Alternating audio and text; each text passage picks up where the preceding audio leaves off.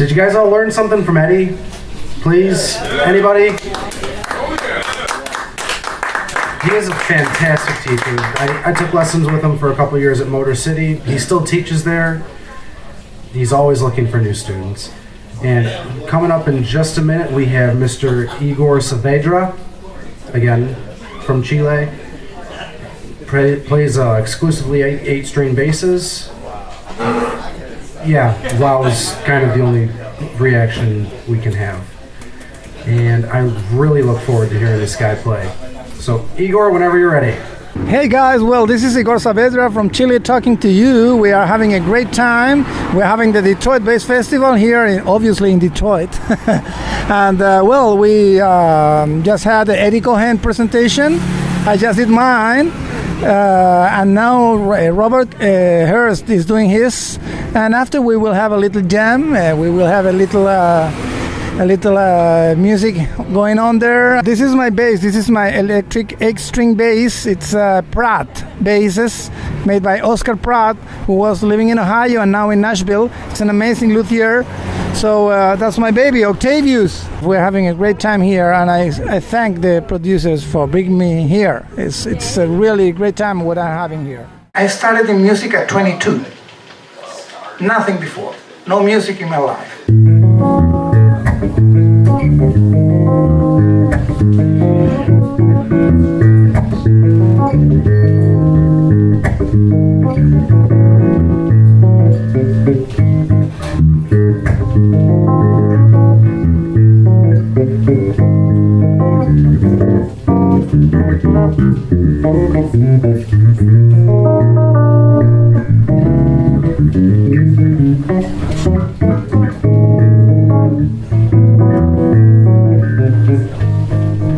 Volume control?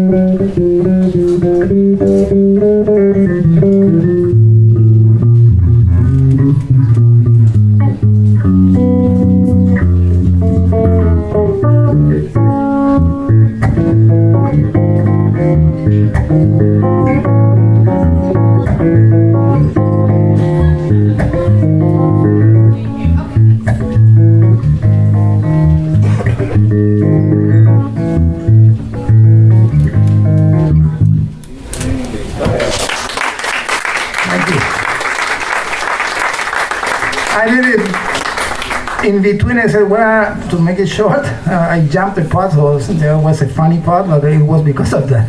I like to do things on the way sometimes. So that was a calypso timba vibe to it, with some South American rhythm, which is very strange. Not too many people knows it. The rhythm is different, and this song. I think it's very interesting to provide that because it's not very common, and the chords are there, so you can really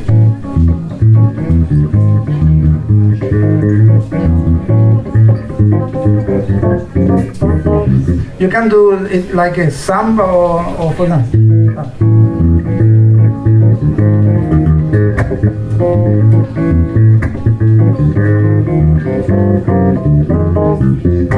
You can do it like a rumba, a song.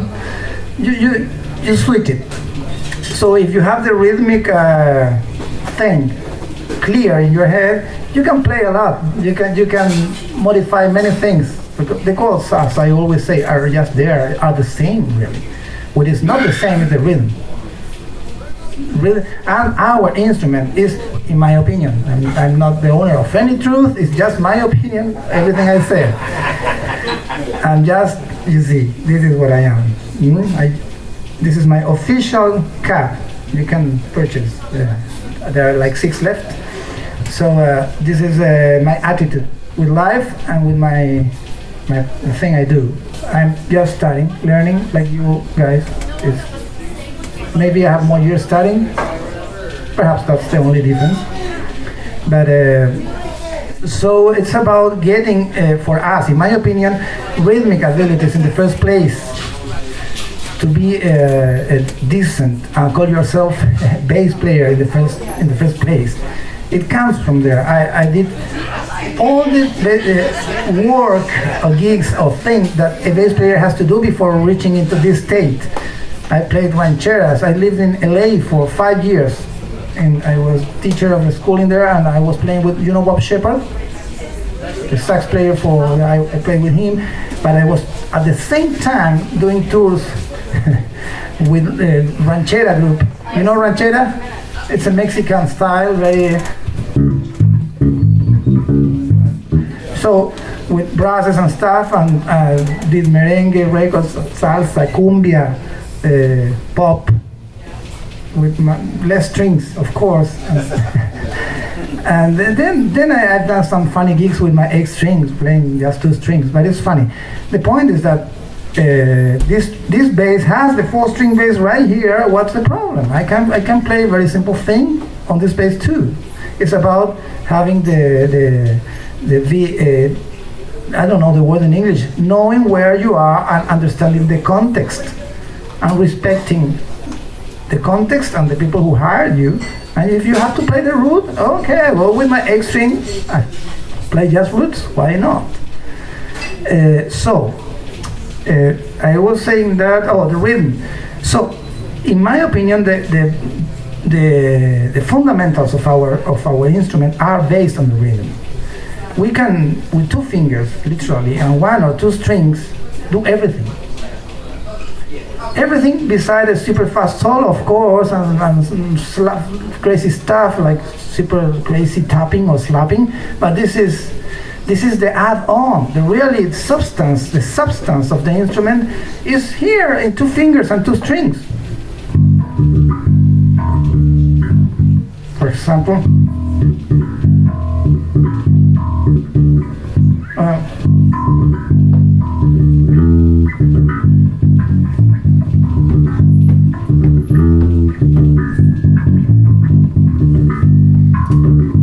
it's got the groove, it's got the vibe, but I'm just playing 2 fingers, 2 strings. You can play almost everything, even in walking. I do some funny things, but I won't do it now. Jazz steps with 2 strings is so funny, and 2 fingers. So that's how I prove, and somehow that the real thing is based on the rhythm. Then you add, okay, a scale, C major scale, great. And you can add things on top of that. But if you know how to play rhythmically without knowing even a scale, and I'm very nerdy, I study a lot. I don't take my word like, this lazy guy, perhaps he doesn't study, that's why he talks like that. No, I'm studying like crazy. But I'm just trying to say that with these just fundamental things and a sense of groove, which is very hard to define. If I ask you guys, what's groove? Oh, that's the big question. I have my personal definition. But if you have that sense built up, that groovy sense, you can really play whatever with no knowing music. Whatever, of course. It's a way of saying 85% of what you play to make a living as a bass player, you can manage it. Sight reading is not very common. Sight reading is very important, but it's not very common. Perhaps in the situation we are, Robin, Eddie, where we have to get there and read, perhaps it happens. But many times, perhaps you will agree, Robert, how many gigs you have to sight read, but absolutely sight read, play. Now with MP3s and people can send stuff in the mail, you don't really, you can just learn it. You said it, man. It's a nice myth, but it helps out to read fast. So if your goal, your imaginary goal is reading, like you read a book, it's great because you are putting your how do you say the myth, your goal there, and it will perhaps helps you out in building up your reading abilities. But in real terms, it's not very objective. It's not what happens in reality. In real world, you receive the MP3s, you receive the PDFs with the writing, and you have enough time, at least one day, at least 2 hours. At least 2 hours. I think that's the worst. 2 hours. Oh, I just sent it to the mail. Where? 2 hours ago, but I was in the taxi, man. Oh, it's here. Okay. And you put it the phone in the PDF, and you get it. You have a little time to get it, at least, if not more time. So I try to teach music, but not how to read. I try to teach music, and you end reading. Because by teaching music, this is the quarter note, this is how it sounds, ta ta ta ta ta ta ta ta ta ta, and read this note. Eventually, all of them read, and very very proficiently. Some other questions, sir? About the bass, does it sound different with the wings on, or is it just cosmetic or for ergonomics? No, it sounds a little different. I cannot do this very efficiently now because one of the wings is holding the bass. But yes, there's a difference, and this is so outstanding because you can be able to reconfigure this bass. You can change these wings and put ash, ebony wings and change the sound a little bit. Noticeable. It's funny because you can have your set of wings, and of course you can order this bass without this crazy headstock I have. You can put a fender shape with reminiscence of the Tanners if you want. I mean, it's up to you guys, or none. Boom. It will sound anyway. This is a nice detail. I will leave this. You hear it everywhere, anywhere. You hear it? This is this harmonic. It was specially made by Bittner. You know that brand, Bittner? Bittner is a brand that makes metronomes. You know the usual trapezoidal metronomes, very famous? Well, these guys are in Germany and they sponsor me. If you go to the page, they sponsor just one artist. I'm so lucky because they understand that I support metronome in musical education. I support metronome all the way. In building up abilities in the mostly on the bass. And then you, after 10 years of using the metronome to study, okay, move it apart a little bit and try to make it flow without a metronome. But you have the substantial thing worked out, the substantial ability. So these guys also make these fine things. This is amazing, very special steel. It won't move with temperature. It will stay on the pitch, right pitch. It's an F, 698.5 hertz. I told you I'm nerdy. So you just play.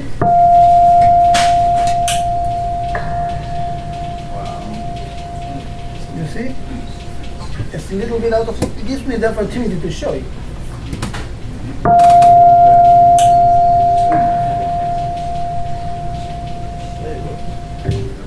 So it's perfectly in tune, and I go.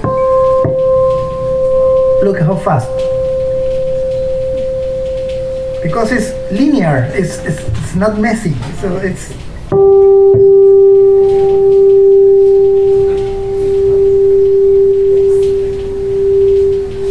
I passed. I just go back. I don't have to do the same going up thing. I just pass myself. You see?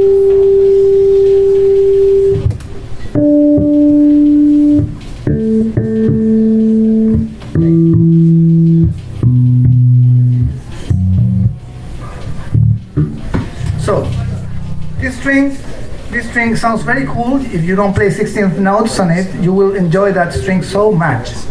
I really suffer when I don't have it. I grab a 4-string or 5-string. It's like, where's the string? Listen, I'm going to play whatever. It's just for you to listen.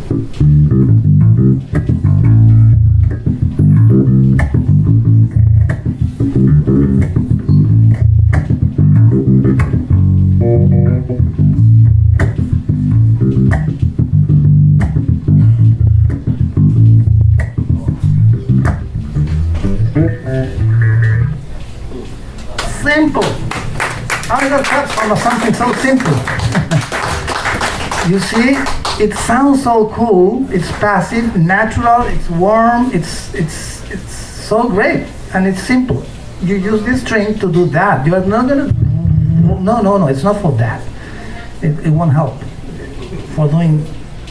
Sir, I have a John Littman question. Actually, I have two questions, if that's okay. No, just one. Okay. How is the spacing on that string compared to, a blues bass or a jazz bass? Narrower. It doesn't look all that unwieldy, all that wide. Are they No. close together? You're so right. It's, as I said, it's 15.5 millimeters right here. You get familiar with millimeters now in the US. Before, 15 years ago, I said millimeters. What? Say that in inches. Oh, no. It was so complex. Well, 15.5 millimeters here. We have a 10 centimeters, 100 millimeters, 105. And here we have 65. It goes whoop, like that. And the reason for that is that on this section of the bass are the widest spaces. So I need to help me out a little bit. I need to compensate that as much as I can, going narrower here, but keeping the distance here. So it helps a lot. But is it narrower than a traditional 4-string? Are the strings closer together? Oh yeah, traditional 4 is 19 to 20 millimeters as a Fender. This is 15.5. And I'm using 15.5 since 1999, since the first Octavius 1.0. Octavius 2.0 was another luthier in 2006, and this is 3.0. So 15.5 has been my measure for 15 years. And now, have you seen the BTB Ibanez, BTB 7? It's a 7-string bass. It's everywhere in the web and posters on it, 15.5. I don't know where they took that crazy measure, but they are doing extended range basses now in Ibanez. Perhaps they look a little bit at this because it's a reference. And I don't know why I tried 15, I tried 16. Can you make it 15.5? Sure. So it stayed. It's very cool. And the other question is? The other question is, I'm trying to get a handle on your right hand technique, because I can imagine, I can see when you're playing many strings at once, you use your thumb and your fingers. That's a good But when question. you were just playing one note at a time, I think sometimes you're using your thumb, sometimes you're using one finger. Do you ever play like this with a standard 2-finger technique? Great. The technique I've been developing for 22 years. The name is, you're going to laugh, but I'm finishing the book, it's going to be crazy, Vectorial Synthesis Technique. And the reason for that fancy name is that I try to be objective with the definition of the technique. It's just saving movements and getting the most note out of the less movements.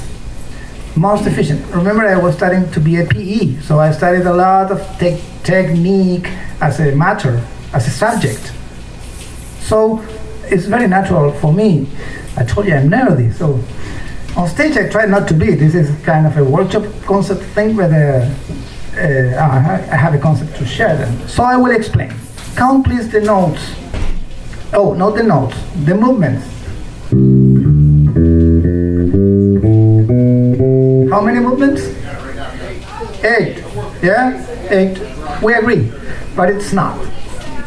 It's 16. That's the problem with this technique, with the due respect. I mean, it's not, I'm not saying this is bad or what I do is good. It's just, I'm talking about mechanical efficiency. That's it. So, 1, 2, 3, 4, 5, 6. In order to go down with the finger, you have to raise it first. You have to raise it. every finger that goes down has to go up first. It's physics. So it's 100% inefficient. Inefficient, not better, not worse. Mechanically. Lost note, lost note. A guitar player with a pick is 100% efficient. It's right in the middle with a pick like that. So it's 1, 2, 3, 4, 5, 6, 7, 8. 8 pure movements, 8 vectors, physical vectors. You know. But in 1992, I met Frank Gambale. You know Frank Gambale? And I met him, and then I saw his videos. I said, oh my God, that concept of sweeping notes, you know, how many movements I did? How many? 1. How many notes? 8. How many sounds? 8. Oh, and I said, why we don't do it? I have my thumb facing down, so I can sweep both sides. This technique is able to sweep 2. The regular technique, the normal technique of a bass, but not that way, just this way. So it's always harder to do fast stuff going up. And bass players usually learn, understand and do the cliche of doing the fast stuff that way because of a mechanical problem, because it's harder to resonate. Very, very good bass players have done the heavy homework and are able to even, but the limit of that is always the racing. It's always they're going to be always to be able to be faster going this way because of obvious reasons. You save movements. So with this technique, I said first 16 for 8 notes, then 8 movements for 8 notes. Now count. Let's count. 1, 2, 2. Yes. 1, 2, 3, 4, 5, 6. So now we crossed the border. Now we have 6 movements and 8 notes. So it's very easy. But it doesn't stop there. It's just, okay, I said, okay, but pick is just 1 pick. We have more fingers. And that's an advantage. We have not against, but compared to the guitar or the pick, we have more fingers. So I play with 4 fingers, these 4 fingers. I will just add the third one. Count. 1, 2, 3, 4, 5, 5, 5. How many sounds you hear? It's like a flam. No, it's 2. 3 is, you see? So 2. It's like the cell phone when they call you. Huh? So it's that was a good one. So it's that, but it's how many movements I did? No, it's 1. I just separated. It's like having a little space here, and it's 1 vector. I'm not raising this finger to put it down again. It's just 1 flexion of the finger. So it's 1, 2, 3, 4, 5. Here.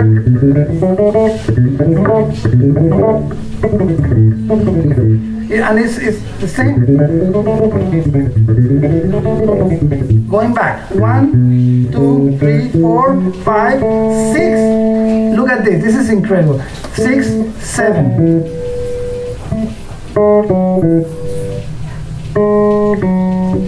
And I pass with the other finger, with this one. So I have 3 notes and 1 movement. You see, it's very fast. It's not musical, but it gives you the possibility. So it's 1, 2, 3, 4 movements going back. 5 plus 4, 9. So you have 9 vectors for 16 notes. It's almost 200% efficient. So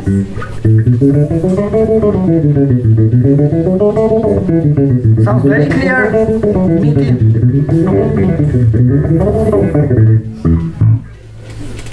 sounds clear. And what's the purpose? Playing fast? No way. The purpose is putting the limit very far so we can play relaxed. It's not about playing fast like crazy. No. It's like you are in a Ferrari at 70 miles. You are in a little rabbit at 70 miles. Both are 70 miles, are legal speeds. Legal is the analogy with context. Legal, I mean, you're playing what the music asks you to play, but the sensation for those 70 miles is quite different. It feels so relaxed. And if you have to go speed to pass a car, well, you have the engine. It's just that analogy. It's not to play fast. I'm asked everywhere, oh man, you play so fast. No, I don't play fast. My goal is to be the slowest bass player in the world. And you understand now why I say that. Because my goal is nobody moves the hands slower than me. It's just a joke. You know that I get a lot of notes, but my goal is having the less movements for that many notes. So I'm very relaxed. And then I explained you adding this. You can add a fourth. I didn't invent this concept of doing this. Matthew Carlson was doing this on one string. What I didn't invent sweeping. Frank and Valle did. What I did, and Frank and Valle didn't invent sweeping too. Frank and Valle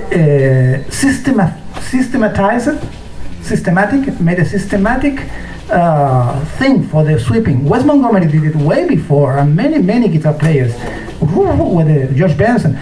What did Frank and Valle systematize it? That's the word. That's right. That's right? Oh man, I took my chance. So this is what I did with the concept of saving vectors. So, What is the string height? very low. I can tell you about the gauges if you want. Well, I use La Vela strings also. I don't know if you can see it from here, but I'm below 1/16th of an inch, and here I talk in inches, below 1/16th of an inch on the 12th fret, and below 1/32nd of an inch on the 1st fret. Below the standards. Any more question regarding whatever, technique, harmony, or I can play? A little piece of, this is going to be something I don't do usually. I'm recording my debut solo album now in Germany in 1 more week.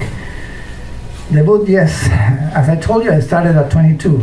I didn't feel prepared before. That's simple. I think I had to study more. I think I'm okay now enough to my first album, and it's going to be recorded in Germany in HD video. Just me and my amp. That's it. No samples, no overdubs, no nothing. So I will show you a little piece of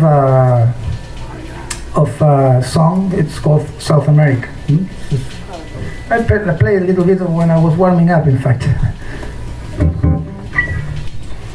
This is in 3/4. Well, then 1, 2, 3.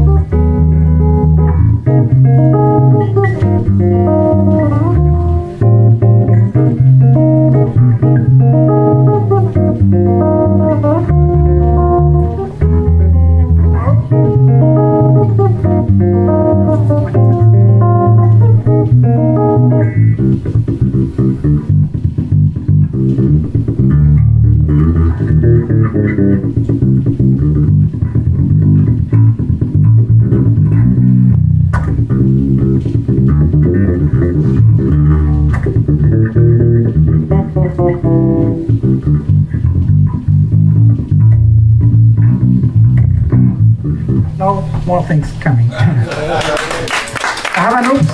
Please edit that oops. Yeah, these chords are very, very hard, but they're very nice.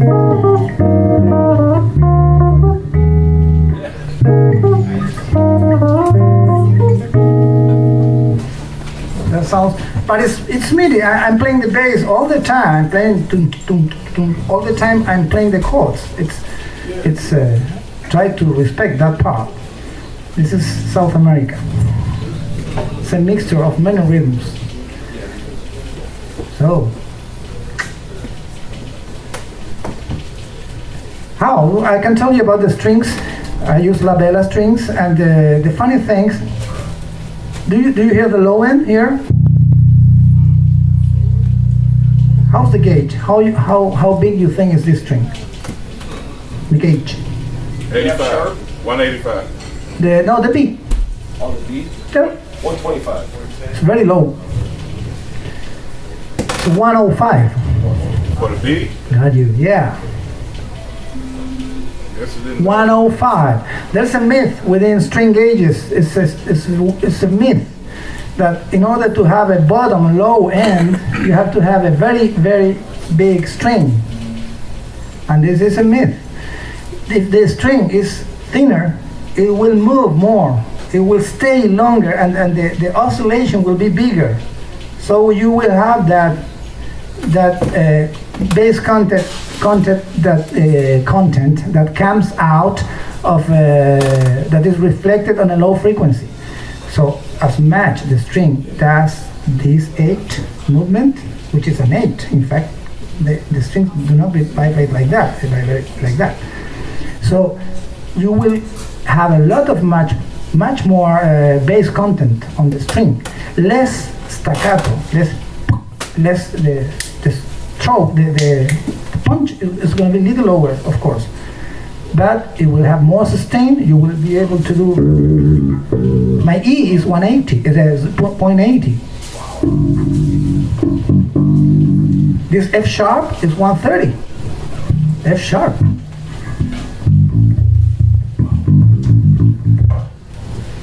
So it's not about the size, you know. I'm talking about the strings, of course. So it's important. You try. For example, detune your E string, detune it to F, and compare with the to B, and compare with the actual B. If you like it, you're right on. I liked it much more. I did that in 1996 when I was living in LA. No single strings. I bought some Ken Smith strings, very good strings. In fact, I got them like 4 sets, and I said, okay. This no, okay. This one no, lighter, no, lighter. Oh no, heavier. Okay, oh, that one. I went by one, and this is the same set I've been using for 16, 17 years. Very, very light on the bottom. This 4. When people tell me, oh, this 8-string basses, man, 4-string is the bass. Yes, that's why I love 4-string basses. I have 2 here. You just have 1. I have 2. I love 4-string basses. In fact, I love them. This is real, but this is the answer. You see, I have separated. These 4 strings are very, very, very soft tension, and these 5, but these high strings are almost normal, not normal. This F023, absolutely average. Even you have 020, so this is even higher, because I like the how can I say, the staccato that a stiffer string has on the high register. If it moves too much, it will be too trebly, and I don't want that. More meaty, sweet. So the C string is 28.28, absolutely standard. The G is 35. No standard. The standard now is 40, 45. So, and the other one, the D string is 50. It's also lighter, but I make the big jump in here. So I divided somehow. It fits for me. What's the scale? 33. Oh, okay. Yeah, for my former basses, do you know how to measure the scale? Bridge the nut. Bridge to nut. That's the scale. So, usually it's 34. I used to, my former basses were 33.5, 33 and a half, not 0.5. This is like millimeters mixed with inches. 33 and a half. And now I'm 33 with little thicker strings.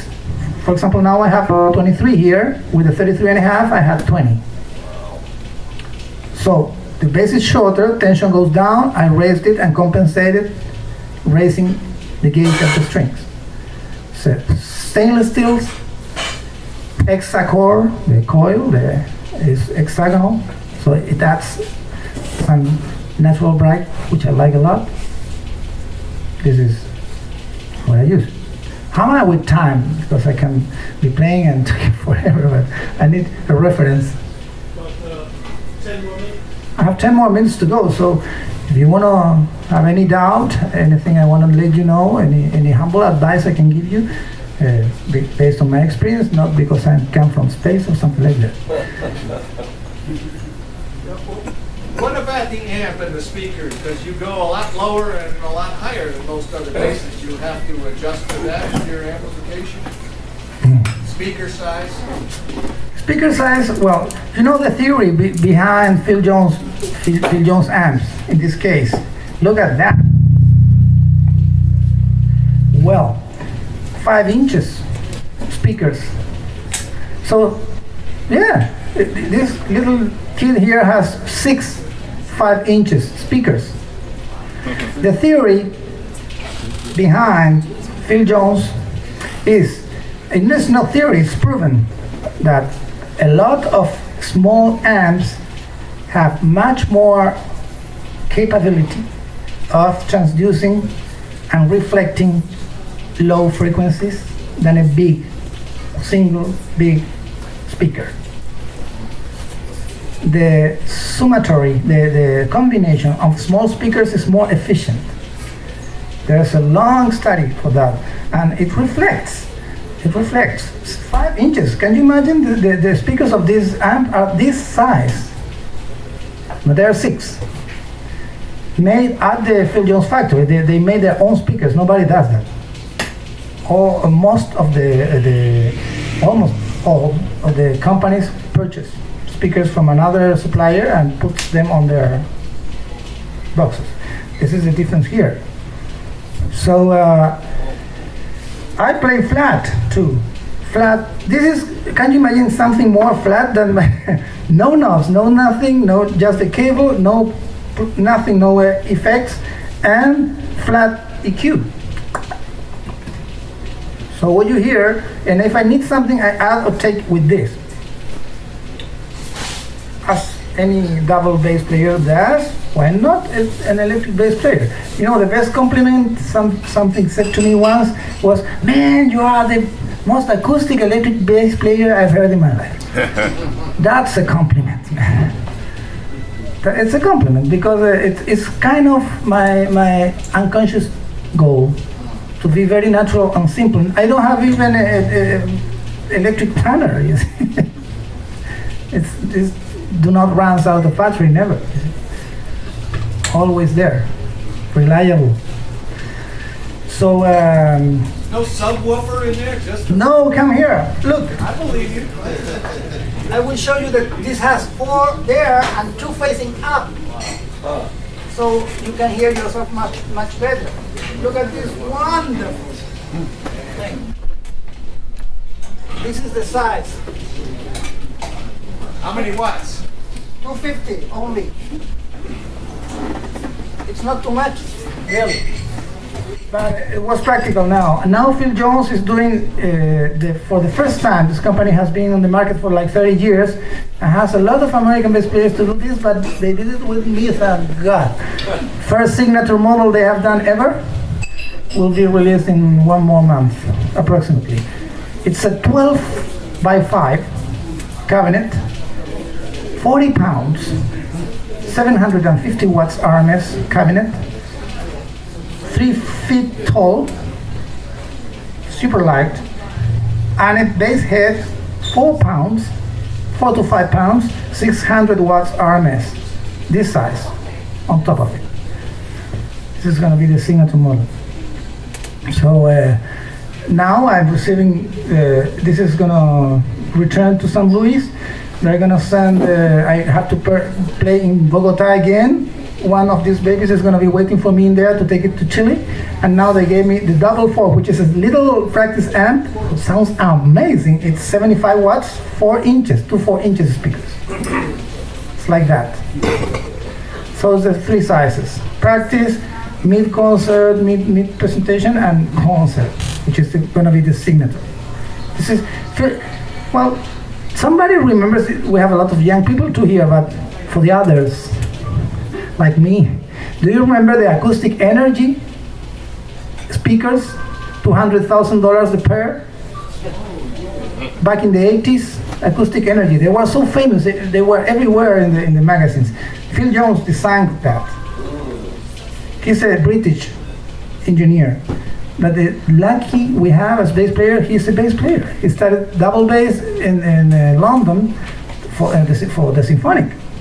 He's a bass player and a super engineer. So this is the perfect combination for us. And he's been developing this for many years. Many amps. pjbworld.com. Find it. You have a lot of options there. You have a little amp called a briefcase. It looks like a briefcase. You see? The amps are in the front. You carry it like a briefcase. That sounds outstanding. Oh yeah!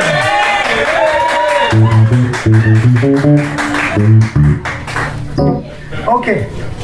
I will play a Stevie Wonder song. You know All I Do? Yeah. Who does not know All I Do by Stevie Wonder? It's a version I did.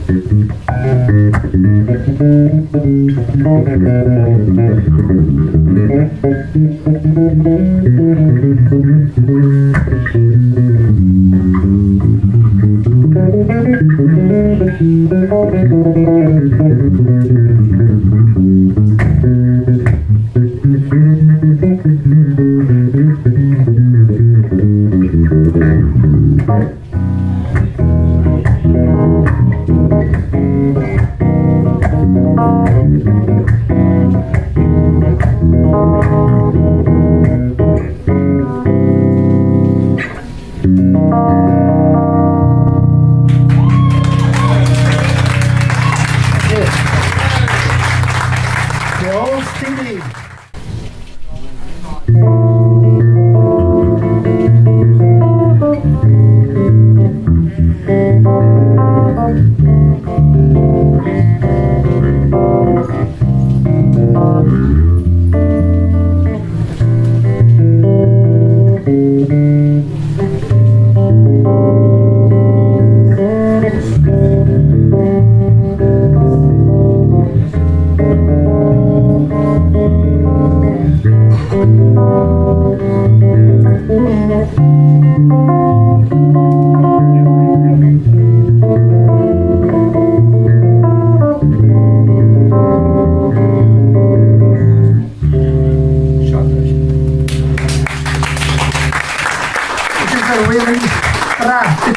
tum tum tum te. Ta tiku te te tum tuku pak tikum pak kum kum ta tiku tu pak kum kutu ta tiku tu trata tu tu pak kum kitu. This is from Chile. This is tonada from Chile. I can show you a little bit of, for example, all blues played with a Venezuelan rhythm called gaita zuliana. Long time I don't play this thing, but it's a sound.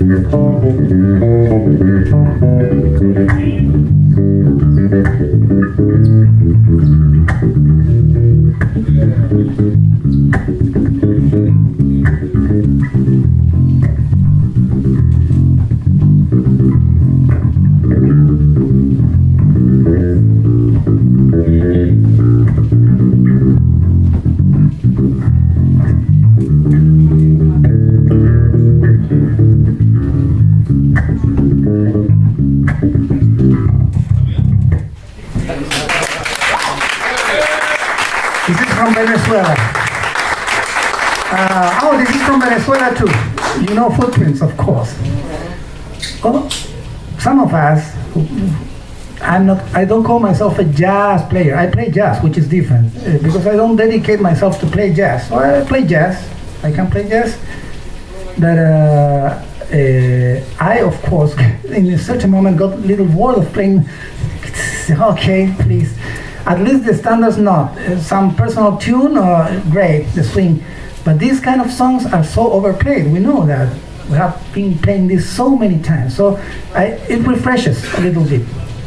So this is Footprints with the merengue venezolano, which is another rhythm from Venezuela, which is in 5. And it's folkloric. It's from the people of the earth there. It's in 5. So I want to count for you to get the vibe first. 1, 2, 3, 4, 5. 1, 2, 3, 4, 5. 1. That's the vibe.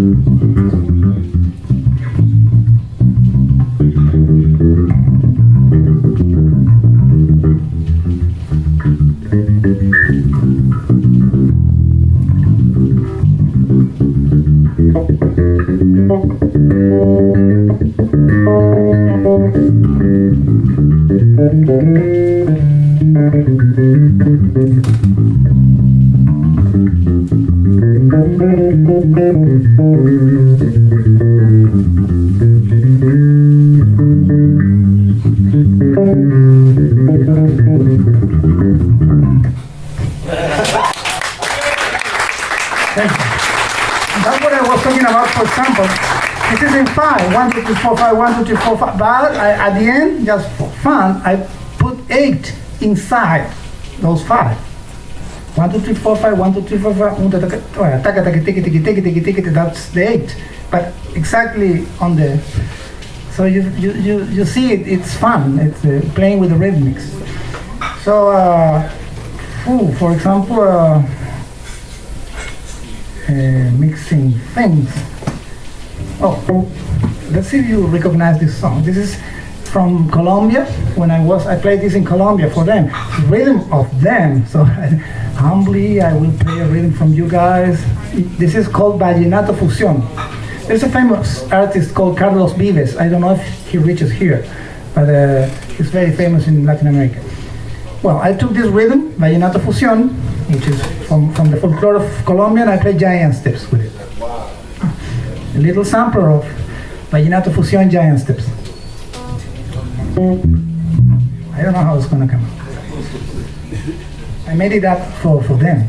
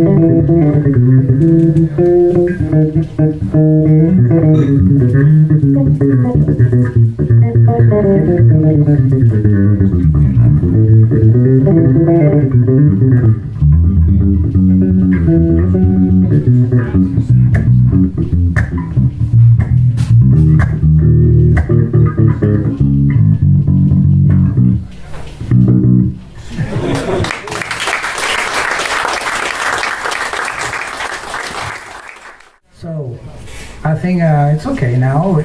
Robert has to play. I hope to have provided you some things you can consider in your growing, as all of us are growing and intending to get better, a little bit better. So You did. I always. Oh, You did. You helped.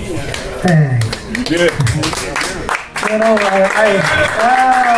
thank you. Thank you. I want to thank so much Glenn and Lester for bringing me here from so far, attending me like a king. They are treating me so good. I have nothing but good things to say about this, and I hope this festival continue. I mean, on the good path and growing like it deserves. This is the original from Detroit, so keep it up, man. Thanks a lot. I can see you again, guys. Thanks.